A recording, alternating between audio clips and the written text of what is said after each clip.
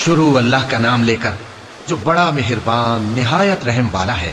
اے پیغمبر صلی اللہ علیہ وآلہ وسلم، اپنے پروردگار عالی شان کے نام کی تسبیح کرو، جس نے انسان کو بنایا، پھر اس کے اعضاء کو درست کیا، اور جس نے اس کا اندازہ ٹھہرایا، پھر اس کو رستہ بتایا، اور جس نے چارہ اگایا، پھر اس کو سیاہ رنگ کا کوڑا کر دیا۔ اے نبی صلی اللہ علیہ وآلہ وسلم، ہم تمہیں پڑھا دیں گے، پھر تم فراموش نہ کرو گے، مگر جو اللہ چاہے وہ کھلی بات کو بھی جانتا ہے اور چھپی کو بھی، اور ہم تم کو آسان طریقے کی توفیق دیں گے۔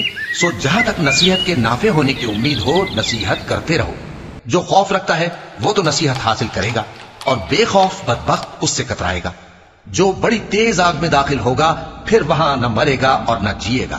بے شک وہ مراد کو پہنچ گیا جو پاک ہوا، اور اپنے پروردگار کا نام لیتا رہا اور نماز پڑھتا رہا۔ بات یہ ہے کہ تم لوگ تو دنیا کی زندگی کو ترجیح دیتے ہو، حالانکہ آخرت بہت بہتر اور ہمیشہ باقی رہنے والی ہے۔ یہی بات پہلے صحیفوں میں بھی درج ہے، یعنی ابراہیم اور موسیٰ کے صحیفوں میں۔